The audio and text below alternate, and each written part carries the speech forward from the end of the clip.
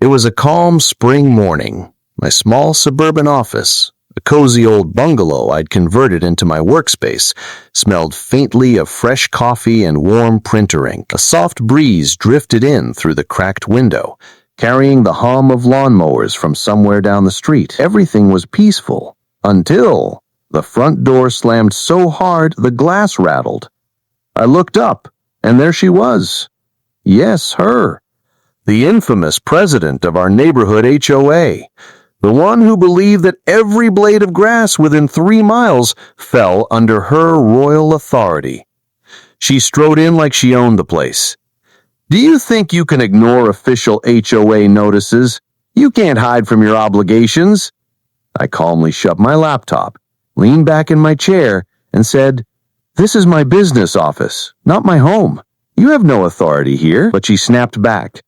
"Oh, I have proof you've been committing fraud against the HOA." Immediately, I knew exactly what she was talking about. A few weeks earlier, I'd seen a forged document in the neighborhood newsletter with my name at the bottom, supposedly agreeing to pay for some ridiculous street lamp restoration project. When I confronted her, she brushed it off as a clerical mistake. Now, she was doubling down right in my office. I stood slowly, keeping my voice steady. "Are you admitting you forged my signature while standing here in my office?" For a moment, she hesitated. Then her lips curled into a confident smile. "I'll take this to court. I always win." What she didn't know was that I'd already filed a harassment complaint with the police. They told me if she ever confronted me in person on private property, they'd be happy to step in. And that morning, 2 officers were already waiting down the street. I warned her one last time. You might want to turn around and leave before... That's when the heavy, deliberate footsteps came from behind her.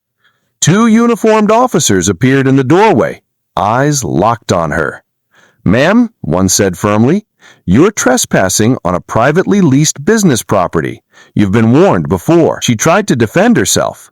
"I'm here on official HOA business." The other officer cut her off. "HOA authority does not extend here."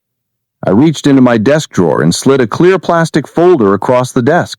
Inside, a printed copy of the forged document and a notarized statement from a neighbor who had seen her hand it to the newsletter editor. One officer read it and looked straight at her.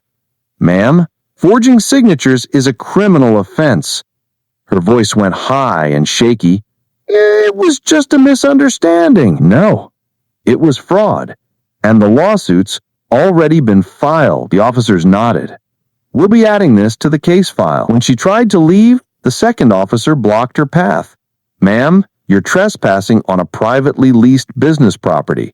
You've been warned before." The look she gave me was a mix of fury, disbelief, and fear.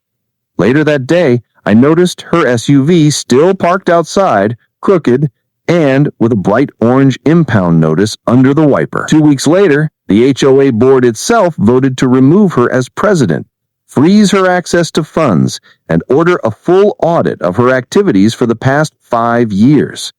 The neighborhood gossip mill went into overdrive, half-whispered conversations at the pool, cryptic Facebook posts, and text messages flying back and forth.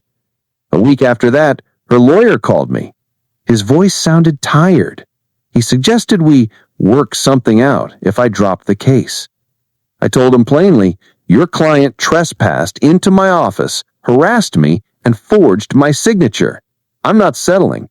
We'll see her in court." At the preliminary hearing, she walked in wearing a blazer like she was about to give a TED Talk, smiling at the cameras from the local news crew covering the story. But inside the courtroom, the smile faded. The judge didn't waste time. "Miss Barnes, forging signatures is not a misunderstanding, it's a crime." By the end, her bail was set, her passport was temporarily confiscated, and she had no access to HOA funds. About a month later, I saw her at the grocery store. No sunglasses, no hairsprayed helmet, no entourage. She spotted me and quickly turned another aisle. I didn't follow. I didn't need to.